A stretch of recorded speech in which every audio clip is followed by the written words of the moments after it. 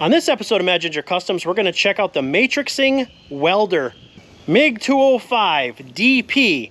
It's a dual pulse MIG welder, also TIGs, sticks, does aluminum out of the box, DC only, and it is spool gun compatible. And we're going to fix Bill's trailer. Let's go. Ladies and gentlemen, we're back. We were on vacation, went to Costa Rica, ended up with a broken toe and diverticulitis that we're still recovering. Anyway, in this video, we're going to do two things. We are going to go over the brand new, I don't know if they're even out yet, but I got one. I'm going to show you guys. This is the Matrixing welder MIG205DP. This is a dual pulse MIG, and it's multi-process.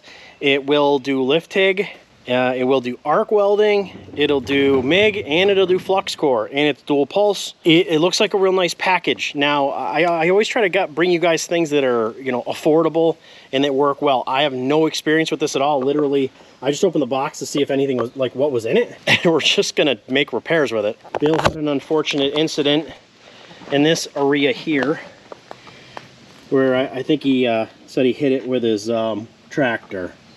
So what we're gonna do is we're gonna lift this up, support it, take the lift out of it, and then we're gonna cut this whole thing off, this mount, this A-frame trailer coupler, and we're gonna put on this A-frame trailer coupler. While we're working today, we're gonna evaluate this MIG205DP Max Pro dual pulse Matrixing welder.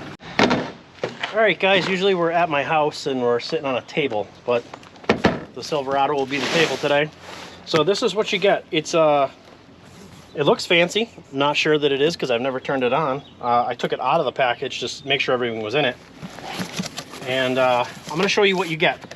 So just like everything else, this thing's pretty heavy packed, right? We don't usually do unboxings, I know, and my unboxings are terrible. I don't do, it's not Instagram. This thing looks cool. This thing looks like a spaceship. And it comes with one big box. And that's all that's in this box, this right here. Look at the box, look at the layout on this thing. It tells you everything in the box, right on the box. That's actually a pretty good idea. This thing's got a full face cover on it to keep splatter off the front. It's a whole hood. That's cool. It's got big dins. These are 35, 50 dins. That's a big din. Standard Euro connector. Yep, plug. That's great. Let's see what's inside this hog. This is a multi-volt welder, so it's 110, 220, 221, whatever it takes. This will take a 10-pound spool, or it will take the small 2-pound spools. Oh, it's even got a gas check and a feed button. That's cool. So you can feed from here and you can gas check from here. So that's nice. Tension adjustment, and this is a threaded knurled knob for the wheels, so when you change your wire. Something different on this welder, guys, that I noticed. Like I said, it's multi-volt and it does come with an adapter. Switches on the back. This right here is gonna get a few people. This is a barbed fitting. I know we've talked about that on multiple welders. The majority, I believe, of the rest of the world does not use a threaded affixment like hoses like we do in the US. So in this box, they give you the actual correct adapter. Because as soon as I saw that, I was like, man, something I gotta mess with. I gotta make an adapter. I'm not happy about that. And then I went through here and boom, they gave it to you. So all you do is strap that thing on, tighten down your hose clamp, and then you got your fitting. Bill's got a water fountain in the background bubbling. It's very peaceful. It's like Zen-like. Feels like I'm in like Japan with cherry blossom trees. All right, so in the box, what do you get? You get a spool of flux core, you get a spool of MIG wire, you get a really beefy stinger. Wow, this is beefy. Oh, that guys, this is an arc stinger. This is probably the best one I've ever seen on any of the machines that I've had. Big dins.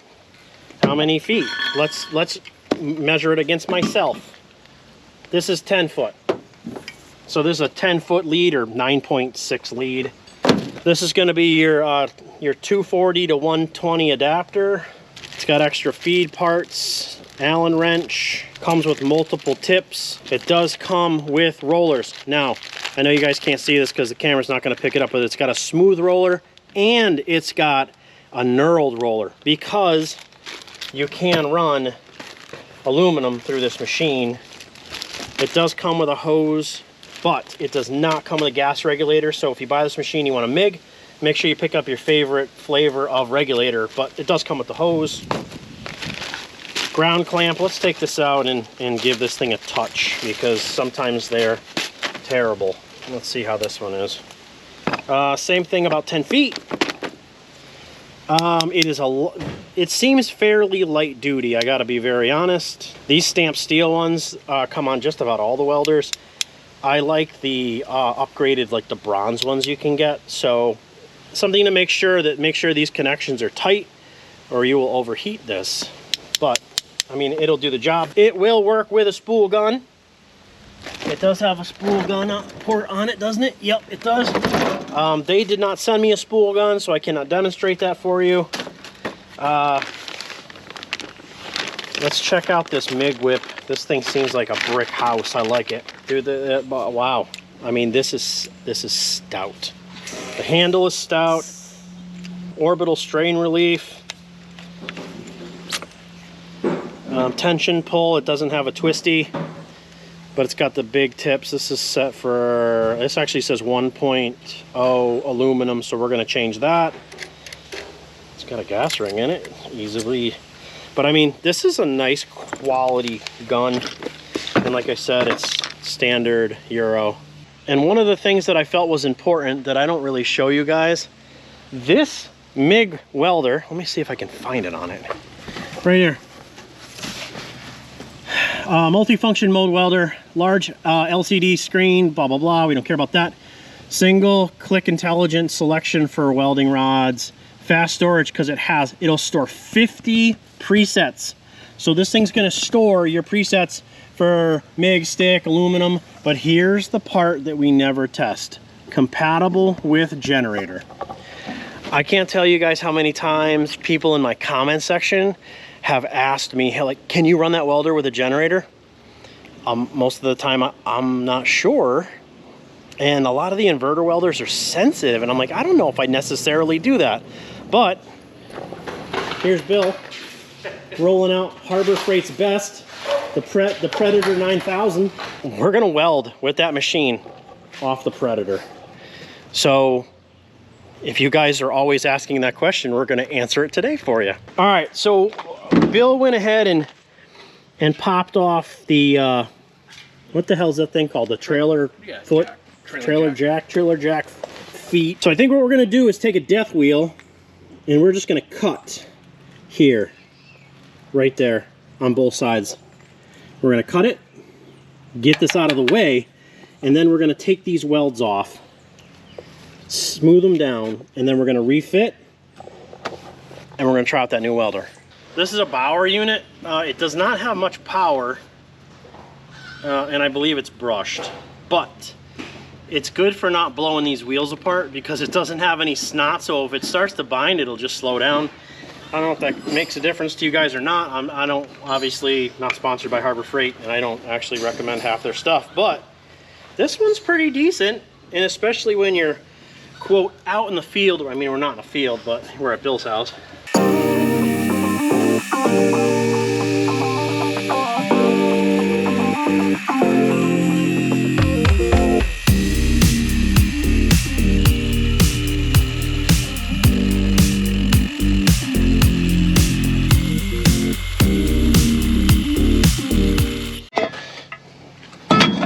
Bill gave it a whack and the thing went boop, off it goes.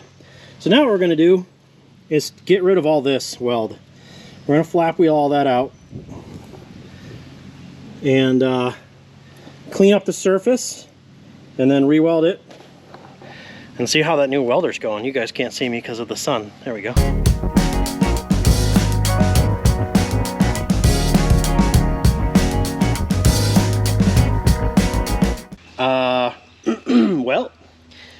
we were at the portion of this where that piece all fit, and we were trying to hook up this welder. The fitting that they supplied here is cracked, so I can't, it doesn't hold gas. Like, it's not coming out of the hose. Actually, there's a crack here, right in here. So when you turn it on, yep. I'm not going to be using all my gas, so we are going to go with the Flux core option because this is what they sent me. You know, if you send me a machine that can do multiple processes and you don't send the devices to do that, I'm only going to test the processes that I can do. So the only thing we're going to do is Flux core. So we're going to set it up for Flux core and we're going to get to weld. More roadblocks. I thought it was funny when I took this apart that it had an aluminum tip in it. This has a graphene liner in it right now. This thing is set up to do aluminum. So unfortunately I have to take it apart and convert it to do steel. Not super happy about that, but I mean, what else do you do? We got to pull this whole liner out, it looks like, and then stick. This is the liner for the regular welder, because this is what you got sticking out of here. Take this off of here. You got to pull this whole damn thing out. I believe this just pulls out of here. Yep. It's not difficult, at least. So this is the graphene liner. So this makes it so the aluminum slides through easy. I'm not sure why this manufacturer would send that like that. Do not send things like that. Do not send things to set your machine up like that. That's insane. Anybody who uses this is going to use it for steel, I would assume, mostly. So let's try to feed this thing in. But liner change, pretty easy. Allegedly.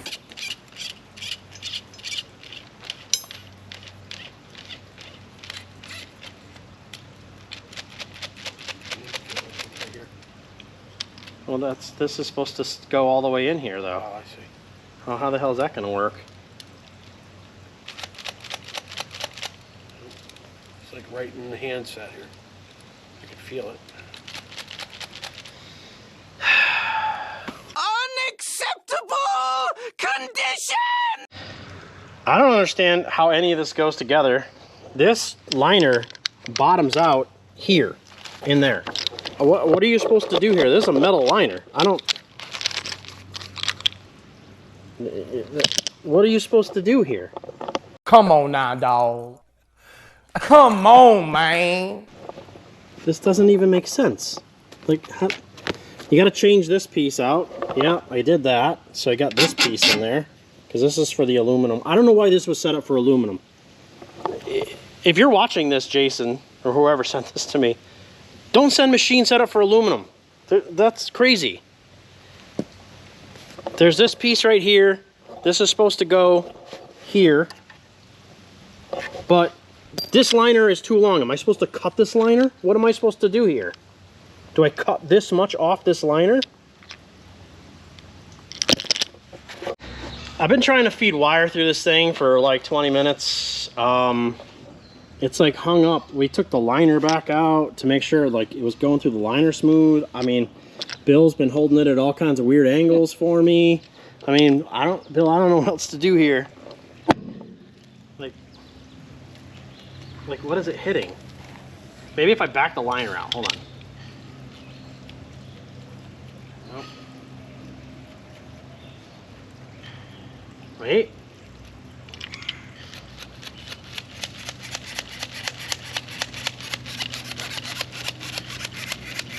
I feel like you're here. It's like stuck though. I've done a million welders on this channel. A million. Look at it, it's right there. Goes nice and easy. You can't take that apart. I'm not taking this thing apart even further. Bodie, get out of there. Hey, Bodes. We're back. I just had to grab another torch. And I'm not super happy about that, but here we are. I did email the guy who makes this thing, or at least who contacted me, and I said, hey, I gotta do something else, Chief, because I'm in trouble here. There it comes. Hey, look what we got. All right, so guys, something in the torch end of that thing won't feed. I don't know what it is, and honestly, I'm not going to spend any more time on it trying to figure it out. You know, I'm just going to tell you guys straight and honest because that's what this channel's about. I don't get paid by these companies to tell you that things are good. And honestly, if somebody approached me and they said, hey, you're going to give us a good review, we're going to pay you, I would tell them to piss off because that's not how we do things here. Anywho, so we switched out to, this is just an Art Captain whip. I don't even know what machine I took this off of, but I took one off in the garage. And then I got another machine on the back of the truck just because I need to get this job done and I can't mess around with this anymore. I was gonna give Bill this welder, but it's no good the way it is. I'll probably just send it back to the guy who sent it to me because frankly, at this point, I don't want it. But let's just see if we can get it to flux core weld. And you know, I had really high hopes because I saw that the display looked really pretty on it. Oh, it's got a nice display. Oh wow, Bill, it's got a really nice display. Man, I wish that torch worked. This thing's kind of sick looking. Well, maybe if it was just It's set up for spool gun. Yeah, if it's just that, you know, but the problem is that's what it comes with, right? It's got the advanced button. This is your voltage. This is your amps, which is your current, and it's also controlling your wire speed. Oh, sweet. DC MIG. Oh, it's this one. Stick weld. Lift TIG. The settings. MIG. Man, that is a beautiful display. I wish I didn't have so many problems originally. So the display is beautiful. I know we're outside and it's got a kind of a reflection. I'm sorry about that. So we're gonna go to the MIG and it's gonna tell you what are you welding. We are not using gas, so we're gonna have to change that. So we want no gas. No gas. So we're at flux cord. It says flux cord. That's interesting. I'm gonna choose that. So no gas flux cord, and it's gonna tell you where you're supposed to plug in your stuff over here. Oh, look at this, 2T, yep. Okay, so let's go to the top. It's gonna tell you what size wire. We wanna be on 0.9, and then we want 2T, that means you're gonna pull the trigger, it's gonna go. When you let off, it's gonna stop. 4T is you pull the trigger once, it starts to go, and then you stop and stop. And then it has spot 2T, 4T, and spot mode. Slow start, and then it has advanced settings. Let's just see if we can make this thing weld, because at this point, guys, we're kind of in a situation where I'm kind of behind the 8 ball here. So as you turn your amps up, it's going to tell you plate thickness.